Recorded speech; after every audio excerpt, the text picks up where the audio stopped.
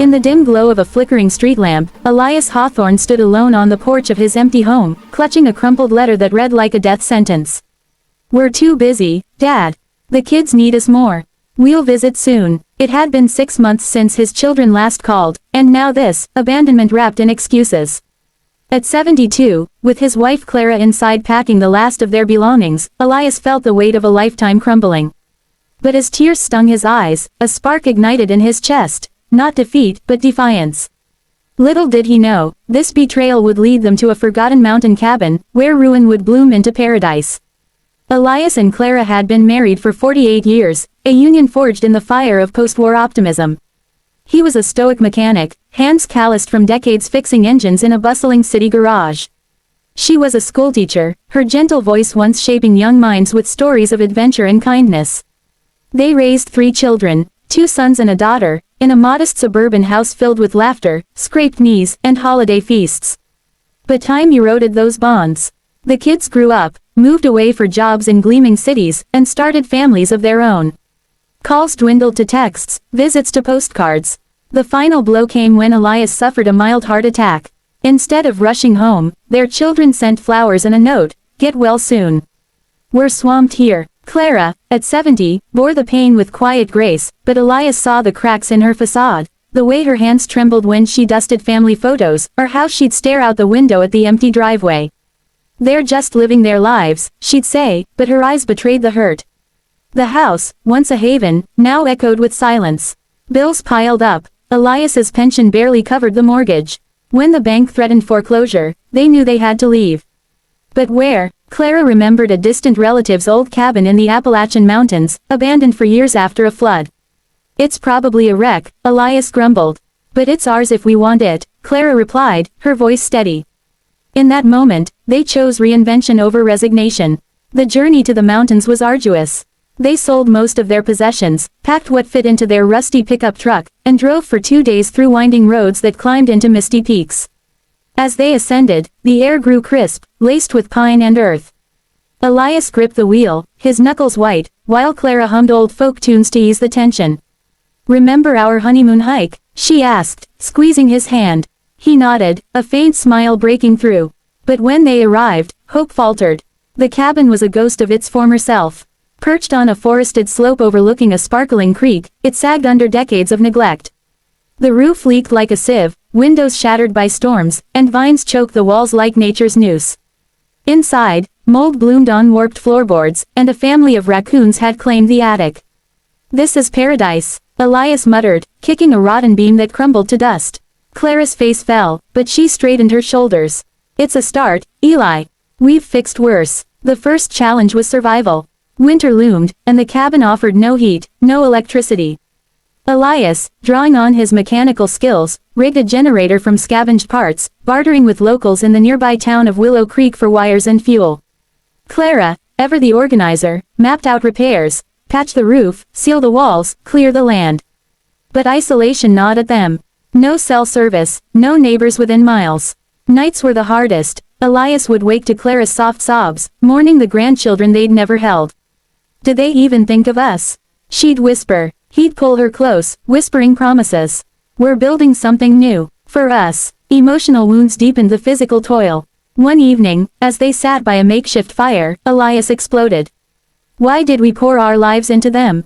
For this?" Clara's eyes welled. "Because that's what parents do. But now, it's our turn." They argued, voices echoing in the empty woods, unearthing buried resentments, Elias's long hours at work, Clara's endless patience that masked her own dreams.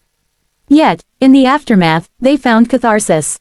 Apologies flowed like the creek below, and they vowed to heal together. As spring thawed the mountains, so too did their spirits. They tackled the land with renewed vigor.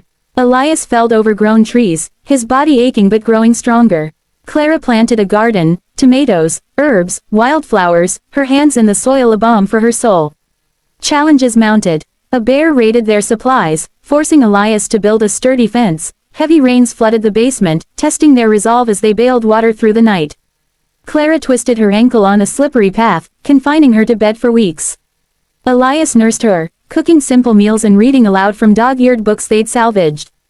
In those quiet hours, they rediscovered each other, sharing stories of youthful escapades, dreams deferred. But the greatest trial came in midsummer. A fierce storm barreled through the valley, winds howling like banshees, rain lashing the cabin. The roof, only half repaired, groaned under the assault. Elias braved the gale to secure tarps, but a branch crashed through a window, shattering glass and hope. Inside, water poured in, soaking their few belongings.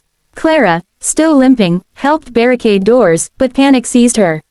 What if we can't do this, Eli? What if we're too old? He paused, rain dripping from his brow, and took her face in his hands. We're not too old, we're alive, and together, that's enough. They endured the night huddled under blankets, the storm a metaphor for their turmoil. Dawn revealed devastation, fallen trees, mudslides scarring the hillside. But the cabin stood. As they surveyed the damage, Elias spotted a rainbow arching over the creek, its colors vivid against the gray sky. Look, he said. Clara smiled through tears. A sign. Rebuilding became a symphony of triumph. Elias reinforced the structure with logs he hewed himself, installing solar panels bartered from a town tinkerer. Clara transformed the interior, curtains sewn from old fabrics, walls painted with wildflower motifs. They added a porch swing, where they'd watch sunsets paint the mountains gold.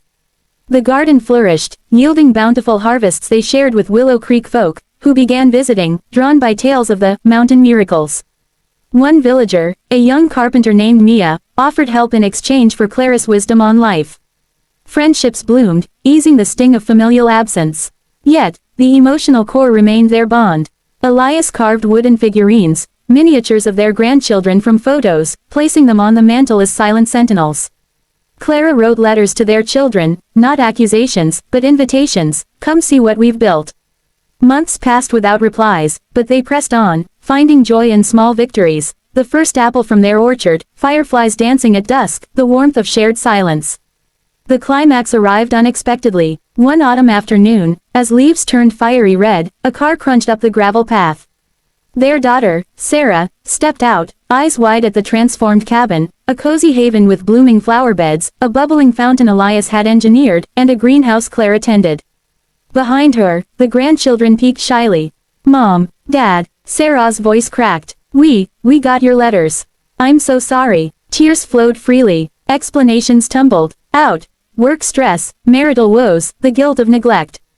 Elias and Clara listened, hearts mending. We understand, Clara said softly. But life doesn't wait. We chose to thrive. The visit stretched into days, grandkids exploring the woods, Sarah helping with chores. Bonds rekindled, not perfectly, but authentically. As winter approached again, Elias and Clara sat on their porch, the cabin now a true paradise, warm, vibrant, alive. We were abandoned, Elias reflected, but we found ourselves. Clara nodded, and in doing so, we showed them the way. Their story spread through Willow Creek and beyond, inspiring others facing loneliness. Elias and Clara became symbols of resilience, proving that age is no barrier to rebirth. In the end, paradise wasn't the cabin, it was the love they nurtured, the challenges they conquered, the life they reclaimed. For in the ruins of heartbreak, they planted seeds of hope, blooming eternally.